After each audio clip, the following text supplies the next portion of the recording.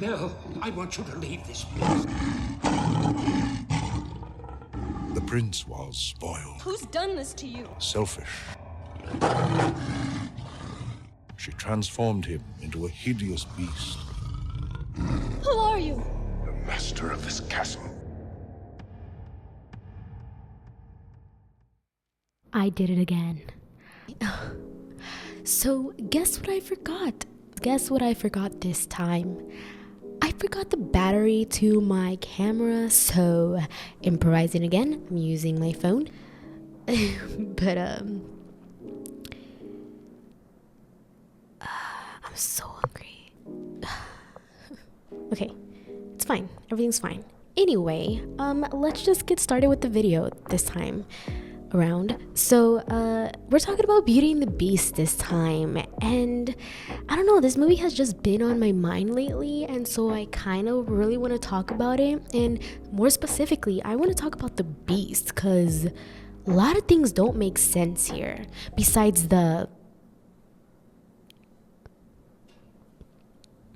you know, Beauty and the Beast, specifically the Beast. And if you forgot, I mean, clearly you know the story of Beauty and the Beast, but if you forgot the story of the Beast himself, let me remind you. It starts off with a narrator at the beginning of the movie. In a faraway land, there lives a young prince in a shining castle. And the prince led a very spoiled, selfish, and unkind life. Mind you, he was 11 years old at this time, looking like that. How is that possible? I do not know. Really cool thing about this movie, first of all, is on the stained glass right here, it says Vincent Kise Vincent. It means he conquers who conquers himself.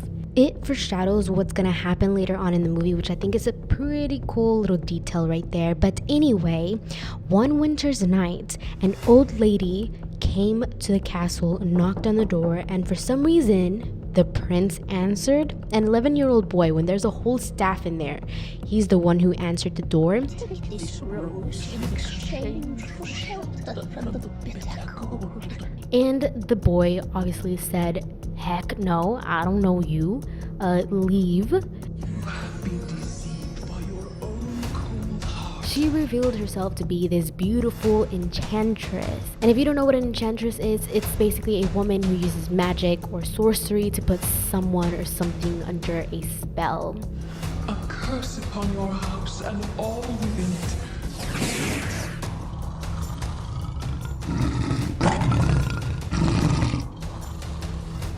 And the only thing he was left was this rose and a magic mirror as a window to the outside world. And this rose was going to bloom until his 21st birthday.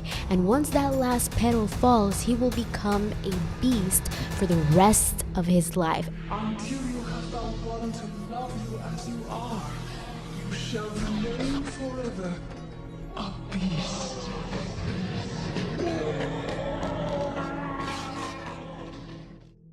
So there are a couple of things that stood out to me in the movie, and one of them being that he's 11 freaking years old.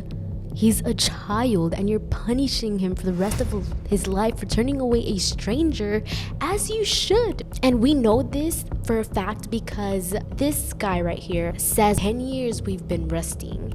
And so if you do the math, that means he was 11 years old. Another thing that stood out to me is he's a prince, right? He's not a king. So that would mean his parents are still alive. The king is still alive. So where the heck are they? Where are his parents? Alright, so I decided to do a little bit of research, as I always do with these videos, and of course this takes place in winter and it's around mid-1700s France.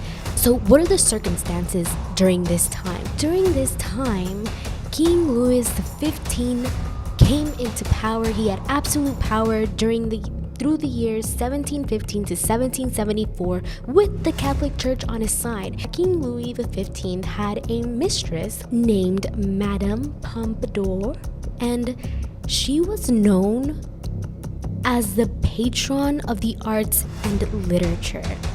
And Madame Pompadour loved to read and had a huge library. Remind you of somebody? I've come to return the book I borrowed. Finished already? During the Enlightenment, which was rising during this time, she was basically the leader of the movement. She was 9 years old. Her mother took her to a fortune teller who predicted that she would one day reign over the heart of a king, which does happen. Some other facts is that she did have 2 previous children, one boy that had died as an infant and one daughter who died at 9 years old, and then she had 3 miscarriages with the king. The way she met the king is that she wanted to actually catch his attention while he led a hunt in the forest of Senart, because she occupied an estate near that location in the forest. And then, unfortunately, her mother died on Christmas. Her mother died on Christmas. And one other thing, unfortunately, she did have really bad health, which inevitably caused her death later on in life. Her death was actually in 1764. Oh man, I should have mentioned this earlier, but okay. So this theory is only going to be focused on the first original Disney movie. I'm not going to focus on the sequels because those sequels weren't even directed and written by the same people who did the original movie. A lot of people think that this beast, his name is actually Adam, but no, it is not. It is not his name. People think this because it comes from a trivia game that wasn't even developed by Walt Disney Company. His name is not Adam. So what is the full theory? Well, my question is, what if he had some sort of connection to Madame Pompadour? I mean, the similarities are crazy, right? She is very similar to Belle in a way. She loves to read and she had a huge library, which the Beast has in his castle. And not only that, but she had an estate in close nearby the forest of Senart, however you may pronounce that. All of her children died in some way. She had 3 miscarriages. The thing is, during that time, a lot of people would actually try to exchange their children, and they had some sort of disability. They wouldn't want them. And the Beast is an outcast. So what if there were some shady things going on in there and the king didn't want the Beast? Where they wanted to leave the Beast to die. They didn't even give him a name, and so perhaps that's why we don't have a name for the Beast.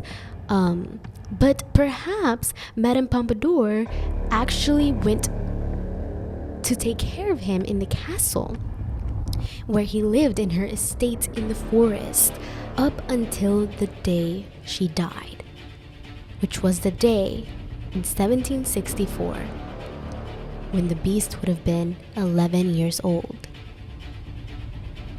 which is when the whole crazy thing on Christmas Day or Winter's Day, the second movie says it's Christmas Day, but who knows, all of that crazy things happen, all of the enchanted stuff happened. So what if after Madame Pompadour died, the Beast had nothing but the castle all to himself, and he went crazy and he imagined all of this up. All the staff, Belle even. He imagined Belle similar to his mother who loved to read, and that's why the prince is still considered a prince despite having no parents. Anyways, yeah, so so what do you think about that? I think I should be going now. I should head to my first class. So I'll see y'all later. When we met, I swear I came alive. My heart turned to jelly and I'm glued